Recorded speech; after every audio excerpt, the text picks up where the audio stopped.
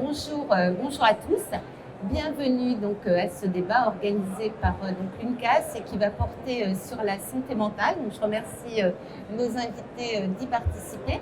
Je leur remettrai donc le guide, deux guides déjà édités sur le sujet par l'Union nationale des CCAS. Le premier qui décrit l'état des lieux des dispositifs dans les territoires et le deuxième donc les acteurs clés. Alors pour évoquer ce sujet qui est absolument fondamental, donc à mes côtés Cécile Binard, vous êtes responsable du service promotion de la santé à la ville d'Antony. À côté de vous, Madame Nathalie Chouet, chargée de mission santé handicap au pôle santé autonomie de la ville de Charenton-le-Pont. Bienvenue également. Et Laurent Michon, donc vous êtes adjoint délégué aux affaires sociales, aux personnes âgées, au handicap et à la mobilité de la ville de Caluire et Cuire, président de l'UDCCAS du Rhône et de la métropole de Lyon. Bienvenue également. Peut-être, Laurent Michon, on va commencer avec vous. Vous avez récemment organisé un colloque sur la santé mentale. Pour quelles raisons un élu s'engage sur cette thématique et avec quel objectif? Est-ce que vous pouvez nous en parler? Oui, en effet, nous avons organisé un colloque sur la santé mentale dont le thème était la santé mentale, un enjeu de cohésion et d'inclusion au sein de nos territoires. Donc c'était un colloque régional. Et quand je dis régional, c'était un colloque qui a eu lieu il y a une semaine, c'est tout frais, qui a eu lieu au siège de la région Auvergne-Rhône-Alpes. Colloque régional, ça avait du sens, donc à Lyon, et organisé avec les unions départementales des CCAS de la région. Donc l'Ardèche, le Cantal, la Haute-Savoie, l'Isère, le Puy-de-Dôme, la Loire étaient représentés. Nous avions une centaine de personnes en présentiel et en visio. Et cette idée, elle est née il y a quelques années lors d'une discussion avec Nikes Joseph, qui est présidente de l'Union départementale des CCAS du Puy-de-Dôme, qui s'était dit, mais est-ce qu'on ne pourrait pas sur notre territoire organiser une manifestation régionale? Et rapidement, cette thématique de la santé mentale est sortie.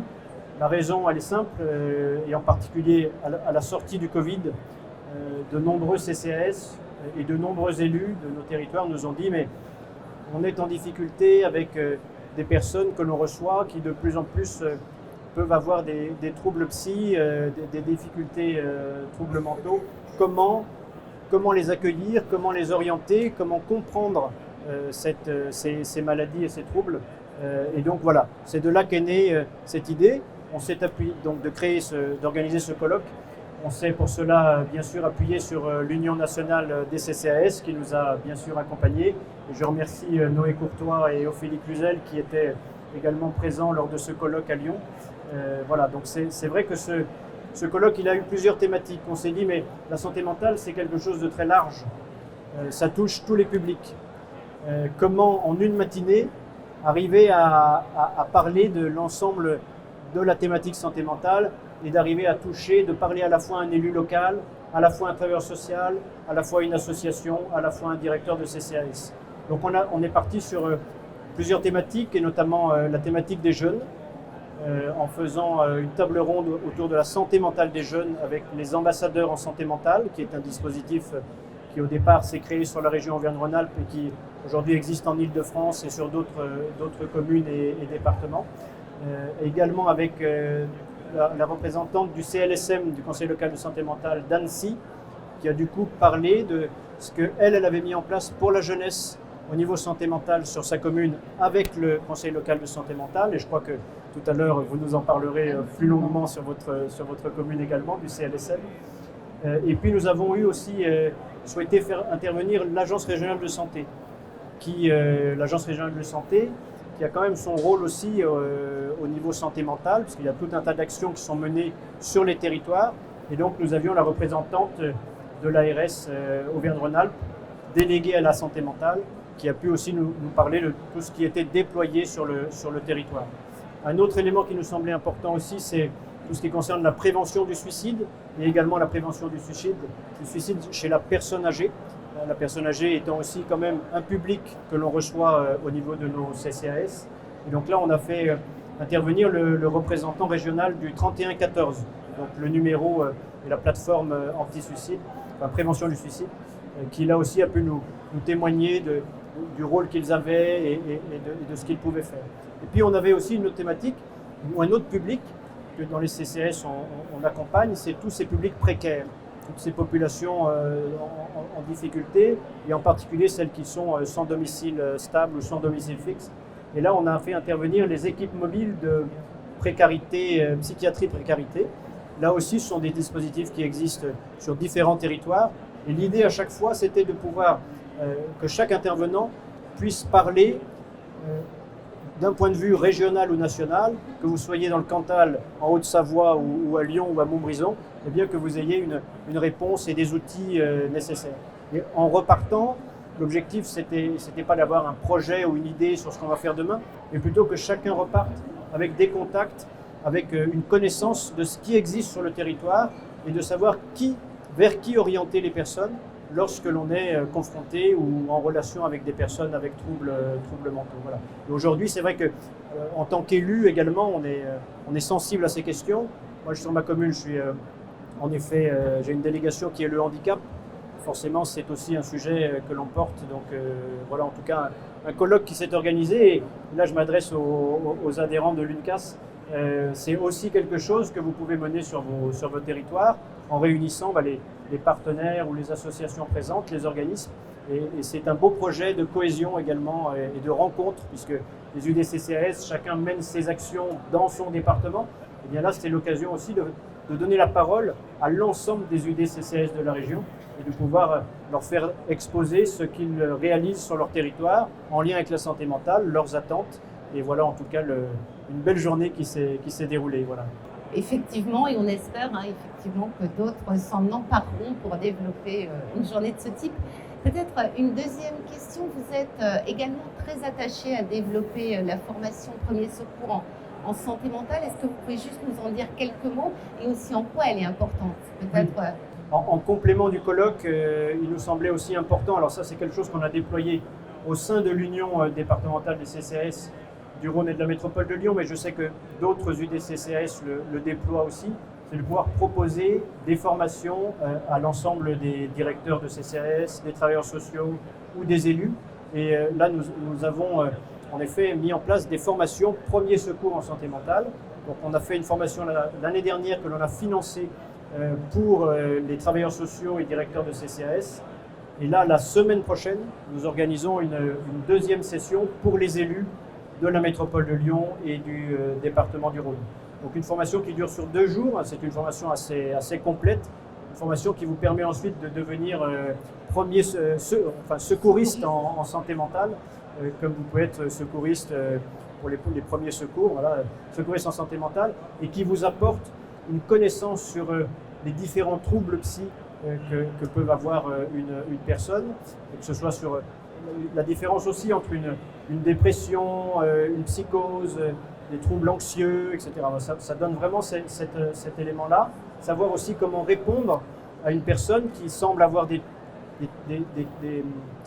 tentations de suicide et comment aborder cette question-là, comment pouvoir apporter des réponses et surtout savoir vers qui orienter ces personnes-là. Parce que quand vous rencontrez des personnes qui peuvent avoir des troubles ou des pensées suicidaires, c'est important derrière bien sûr de les écouter, mais ensuite de pouvoir leur apporter une suite, un accompagnement et leur dire voilà, il y a tel organisme qui existe sur le territoire qui pourrait t'accompagner, qui pourrait t'aider. Et le colloque venait bien compléter cela avec la présentation de ce qui existait sur le territoire. Voilà en tout cas là aussi sur les territoires des formations qui peuvent être proposées et je sais que l'UNCAS est là aussi pour nous accompagner sur tout ce qui est programme de formation et en particulier premier secours en santé mentale. Donc voilà, de belles actions là aussi. Merci beaucoup Laurent Michon. Alors vous avez effectivement évoqué le conseil local en santé mentale qui est un dispositif extrêmement important et on va en avoir l'illustration avec vous mesdames en commençant peut-être par Anthony. Donc Cécile Bénard, en quoi le CLSM est un outil original, peut-être différent des autres? Oui, bonjour. Pour moi, le CLSM, effectivement, on pourrait se dire que c'est un dispositif de plus, mais en fait, non, c'est un dispositif qui est tout à fait original parce que c'est un conseil local en santé mentale et non un contrat. Ce qui veut dire que L'idée, c'est qu'on part de la demande des partenaires qui seront partenaires du CLSM, et y compris de tout là où ils en sont à un moment donné. Donc c'est pour répondre à cette demande, et c'est ça qui est une opportunité qui est différente.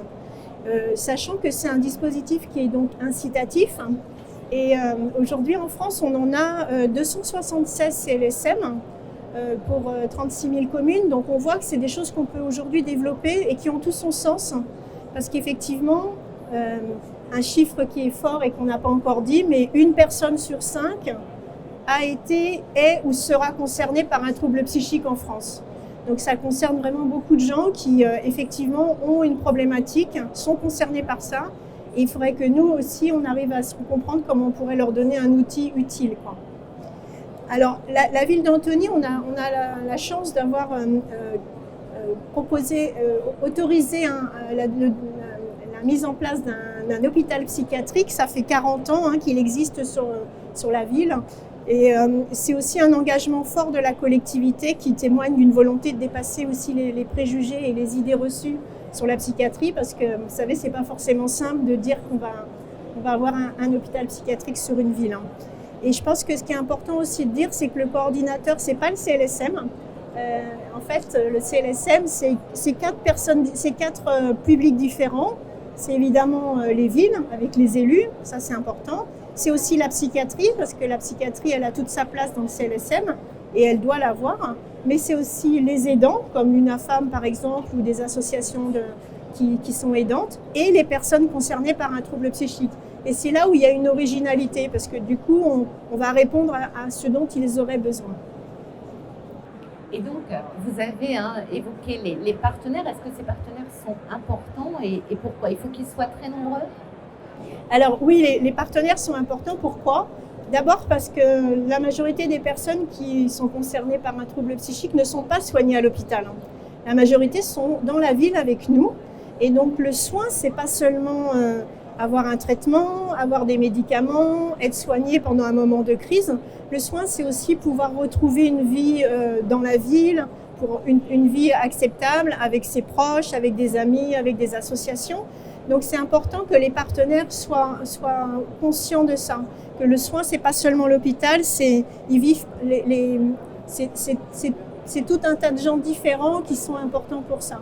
Et pourquoi? Parce que si jamais on ne met pas ça en place, le risque, c'est qu'il puisse y avoir des récidives. Donc la personne est bien soignée à l'hôpital, elle sort de l'hôpital et malheureusement, il n'y a pas un réseau autour d'elle qui va l'accueillir, et le risque, c'est qu'elle récidive. Et du coup, la récidive, c'est une douleur pour cette personne-là qui risque de perdre aussi l'espoir dans la guérison. Et donc, quelle est la démarche du CLSM? C'est de mieux se connaître, c'est de traiter des cas individuels, est-ce que vous pouvez nous en dire quelques mots? Oui. Alors en fait, la démarche, elle est partie d'une commande politique, c'est-à-dire qu'effectivement, on a décidé de faire un inventaire des actions de prévention santé sur la ville. Et en faisant cet inventaire, on a posé la question de savoir s'il manquait quelque chose d'un point de vue d'accès aux soins, d'un point de vue des partenaires qui étaient interrogés. Et la réponse a été unanime. En fait, quand je suis face à une personne qui a un trouble psychique, vous en avez parlé tout à l'heure, je ne sais pas quoi faire et je ne sais pas vers qui l'orienter. Ça, c'est vraiment la réponse de tout le monde. Et du coup, je me suis interrogée à cette question-là, parce que donc, moi, je suis la coordinatrice de CLSM, de répondre, en tout cas de participer à répondre à cette question-là, en faisant plusieurs choses. Dans un premier temps, on a fait un outil de communication pour dire le CLSM, il existe, comment il peut vous être utile, à quoi il peut vous servir. Et puis, quand je suis face à une personne qui a une problématique de santé mentale, qu'est-ce que je fais? Je me suis rendu compte qu'on ne mettait pas forcément tous la même chose derrière cette phrase-là. Donc, on a décidé de développer les formations PSSM, parce qu'on en a déjà parlé tout à l'heure. Voilà, les premiers secours en santé mentale, on en a parlé tout à l'heure, mais ça permet d'avoir un socle commun, c'est-à-dire qu'on a un certain nombre de gens, du coup, ils savent de quoi ils parlent quand on parle d'une problématique de trouble psychique, et du coup, ça permet d'avoir un groupe d'ambassadeurs sur la ville qui sont ensemble et qui sont au courant de qu'est-ce que ça veut dire que ce trouble. Et pour finir, alors on a fait d'autres choses, mais il y a un élément qui est intéressant, c'est qu'on entend souvent les médecins généralistes, par exemple, dire qu'ils ne trouvent pas de psychiatre ou ils n'arrivent pas à les joindre au téléphone, ce qui est probablement vrai. Aujourd'hui, on sait qu'il y a des difficultés dans les soins. Et de notre côté, on entend les psychiatres dire aussi que probablement c'est difficile de trouver un médecin généraliste, et on sait que c'est aussi une réalité, puisqu'il y a aussi des difficultés pour trouver un médecin généraliste. Et on s'est dit, il faut qu'on fasse quelque chose pour se rencontrer. Donc ça reprend quand même ce que vous avez fait aussi. Donc on a fait une conférence pour discuter ensemble, autant on soit médecin généraliste, qu'on soit psychiatre ou qu'on soit des acteurs de la ville, pour dire comment on va faire pour prendre en charge ce parcours de soins qui n'est pas un parcours uniquement soignant, mais qui est un parcours qui peut être pris en charge par tout le monde. Très bien. Et donc les résultats attendus, vous en avez parlé, mais est-ce qu'on les définit mois après mois, année après année? Est-ce qu'on les mesure en termes de fluidité, d'accès aux soins, de baisse du non-recours? Alors, en tout cas, je pense que c'est un dispositif qui est absolument nécessaire à développer parce qu'il a toute son originalité, j'en ai déjà parlé. Par contre, il faut savoir que ça demande du temps. Ça demande du temps parce que les partenaires, ils ont besoin de temps pour ça.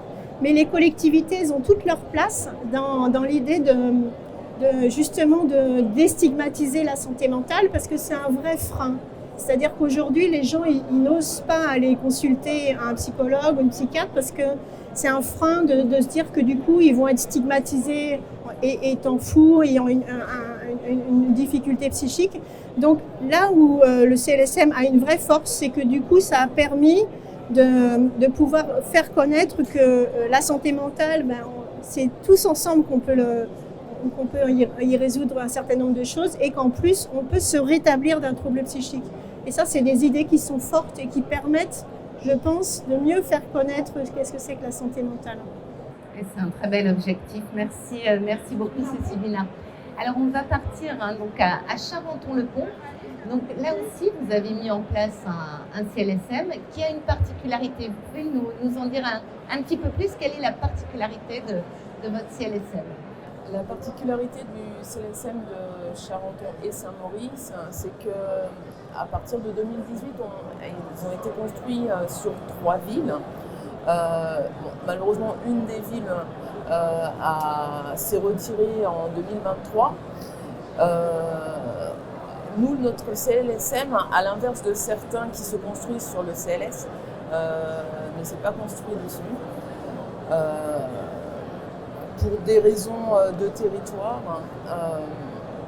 Et puis, notre particularité, c'est que l'ARS ne finance pas notre poste. Donc, c'est réellement une volonté politique, puis un engagement très important quand on sait combien coûtent toutes les dépenses pour un CLSM.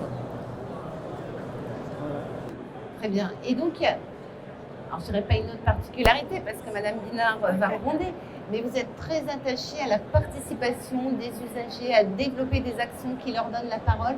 Là aussi, vous pouvez nous en dire quelques mots? Oui, alors, comme a dit Madame, on parle des partenaires, il faut, donc c'est la psychiatrie, les partenaires, et un CLSM sans usagers concernés n'est pas un CLSM. Et jusqu'à présent, à Charenton et à Saint-Maurice, on s'était aperçu qu'on avait très peu de représentants. On sait qu'ils ont du mal à se mobiliser sur les différents événements et le fait de les associer aux décisions nous ont montré qu'ils sont de plus en plus présents. Donc ça a été très important pour nous. On a refait une convention et ils sont, enfin, excusez-moi, donc une association d'usagers concernés, le Petit Grain, sont de nouveau donc signataires nouvellement. On avait une association de représentants d'usagers, mais pas d'usagers concernés. Ils participent en fait de plus en plus au groupe de travail et notre assemblée plénière a tourné autour de la participation des usagers.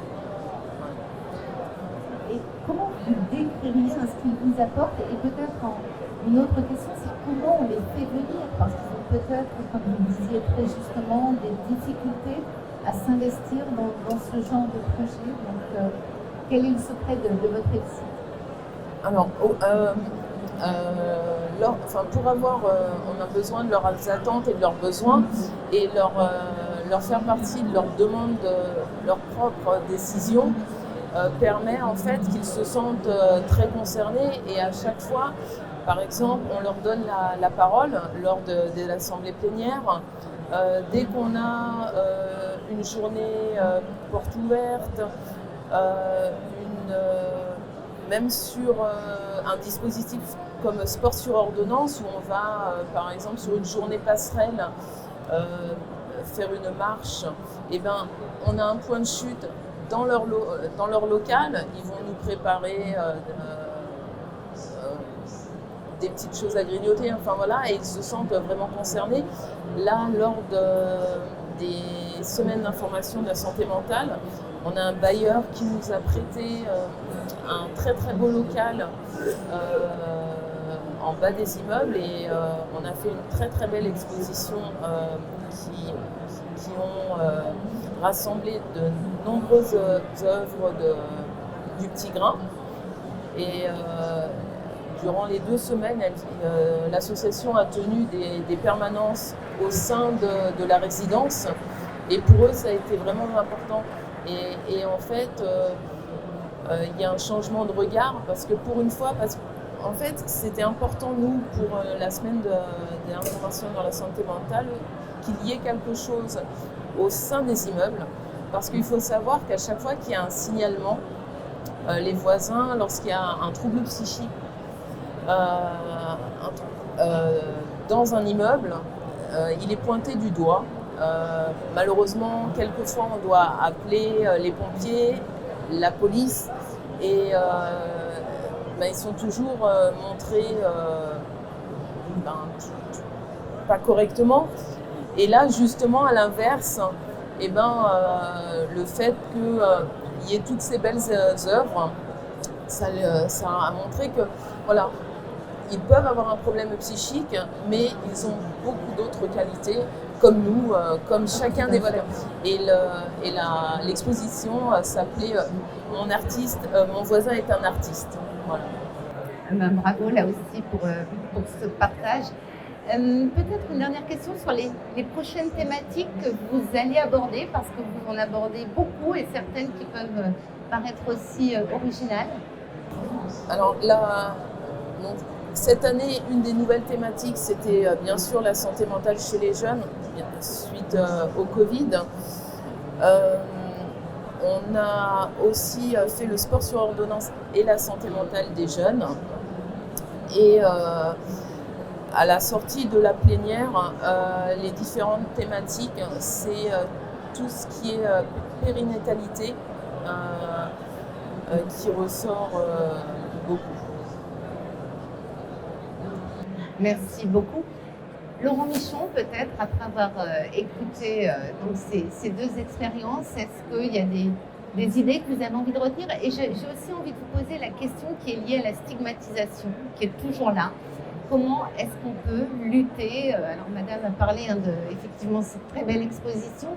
Et est-ce qu'il n'y a quand même pas eu un changement de regard depuis le Covid? Parce que finalement, on en a tous souffert et on a tous connu des épisodes plus ou moins difficiles. Mais comment est-ce qu'un élu peut s'emparer de cette question et apporter des réponses? Déjà, on a 2 exemples de fonctionnement d'un conseil local de santé mentale. Madame a rappelé qu'il y en avait sur le territoire national 276.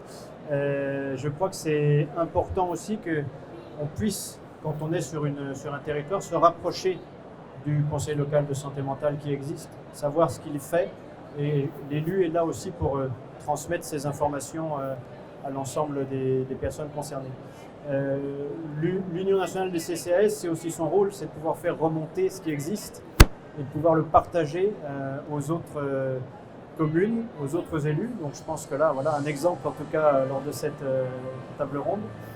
Après, sur la question de la stigmatisation, oui, c'est réellement un sujet. Aujourd'hui, les choses évoluent dans le sens où on ne parle plus uniquement de psychiatrie en hôpital, avec une hospitalisation à temps complet, jour et nuit, derrière des murs fermés, etc. On est quand même beaucoup plus sur un accompagnement en service ambulatoire, donc en accompagnement à la journée, à la demi-journée, en consultation, au sein des villes, dans des locaux qui sont des CMP, des CATTP, des centres de soins ambulatoires, etc., des hôpitaux de jour, qui sont au sein des villes, au sein des quartiers, et ce qui fait que les personnes qui ont ces troubles psy circulent en ville comme vous et moi, et ne sont plus stigmatisées en étant, entre guillemets, comme on pouvait le dire à l'époque, enfermées dans des hôpitaux psychiatriques. Donc ça, c'est un nouvel élément. Et puis, il y a un autre élément dont vous avez parlé, mesdames, c'est aussi la santé mentale des jeunes, bien sûr, et notamment, j'ai évoqué tout à l'heure la notion d'ambassadeur en santé mentale, mais on pourrait parler de la paire-aidance. Et là aussi, la jeunesse a son rôle à jouer, mais aussi ceux qui sont sortis, qui sont rétablis de ces troubles psy, et qui sont là pour témoigner et montrer que voilà, c'est pas parce qu'aujourd'hui on a des troubles psychotiques ou anxiolytiques ou autres, et que demain, des troubles anxieux, et que demain on ne peut pas en effet être rétabli. Et pouvoir témoigner de cela, ça permet aussi de rassurer. Après, bien évidemment, cette notion de stigmatisation, quand on entend, quand on lit la presse au quotidien, on parle toujours des côtés sombres d'un tel qui avait des troubles et qui a trucidé telle personne à cause de ses troubles, etc. Ça reste quand même exceptionnel. Des cas exceptionnels, c'est important de le rappeler. Voilà, toutes les personnes qui ont des troubles psy ne sont pas de dangereux psychopathes et voilà, c'est important de rappeler quand même cet élément-là. Et merci à vous de l'avoir fait. On arrive presque au terme de ce débat, donc peut-être une dernière question pour vous, mesdames. Cécile Binard, il y a aussi un autre dispositif, c'est l'atelier santé-ville. Est-ce qu'il peut y avoir des liens entre CLSM, atelier santé-ville, ou est-ce que l'atelier santé-ville peut aussi s'emparer de cette problématique de santé mentale ? Oui, merci de poser la question parce qu'effectivement, c'est ce qu'on a réalisé l'année dernière. On a fait le premier forum de l'atelier santé-ville sur la thématique de la santé mentale et le sport parce que ça faisait partie un peu d'une volonté aussi de faire connaître qu'est-ce que c'est que la santé mentale au sein de la population parce que c'est vrai qu'on regroupe souvent des partenaires qui sont déjà en partie convaincus, en tout cas on pense qu'ils sont déjà un peu convaincus. Pouvoir s'adresser directement à la population des quartiers populaires, c'est important. Et du coup, on a pu réussir à faire ce forum qui a été un vrai succès, c'était le premier. Et beaucoup de gens sont venus nous poser des questions sur comment ils pouvaient eux-mêmes agir, puisque finalement, sur la santé mentale, on a chacun la possibilité, en tout cas, de faire des choses pour essayer de diminuer les risques d'avoir des problématiques de santé mentale. Et donc ça participe aussi à essayer de mieux faire comprendre que la santé mentale, c'est un peu l'affaire de tous, hein, et que du coup, on peut, en mangeant mieux, en dormant mieux, en ayant une activité physique régulière, diminuer la survenue de maladies graves, dont des maladies qui sont des troubles psychiques. Et pour revenir sur ce que vous avez dit sur les pères aidants, je trouve que c'est vachement important. Et c'est vrai que nous, on a un certain nombre de personnes qui sont rétablies d'un trouble psychique et qui interviennent et qui sont même intervenues notamment au forum et notamment à la conférence pour expliquer qu'effectivement pour eux, ils avaient retrouvé de l'espoir et que c'est important de pouvoir le partager parce que c'est vrai que malheureusement aujourd'hui les médias sont souvent assez... Même si ça avance, hein, il arrive souvent que les informations soient pas toujours réjouissantes sur la santé mentale et du coup ça peut être stigmatisant. Merci. Nathalie Chouet, vous avez évoqué la santé mentale des jeunes. Alors voilà, on en parle beaucoup. Donc comment est-ce que vous y prenez sur une question comme celle-là, qui j'imagine est hyper délicate, surtout depuis le Covid, de quelle manière vous travaillez peut-être sur ce sujet précis? Alors, on travaille de différentes manières, notamment beaucoup en lien bien sûr avec le service jeunesse. On a fait pas mal d'événements lors des sismes, notamment des podcasts où les jeunes vont poser des questions à d'autres jeunes et ils vont y répondre. Ça marche vraiment bien et on est vraiment surpris des réponses qu'ils peuvent apporter. On a élaboré aussi des fresques, c'est-à-dire qu'on prend un tas de magazines et on leur demande pour vous qu'est-ce que la santé mentale, et on se demandait tiens qu'est-ce qui va sortir de ces fresques, et en fait vous parliez qu'il faut bouger, il faut du verre, il faut de l'eau, et en fait ils ont été découpés de la verdure, quelqu'un qui va grimper sur la montagne. Donc ils ont vu que la santé mentale, c'est une affaire de tous et qu'il faut prendre soin de sa santé mentale. Donc ça, c'est déjà un bon début. Comment on fait aussi, c'est qu'on est beaucoup en partenariat avec le collège, puisqu'on a un point info écoute et les différentes thématiques reviennent durant ce point info écoute.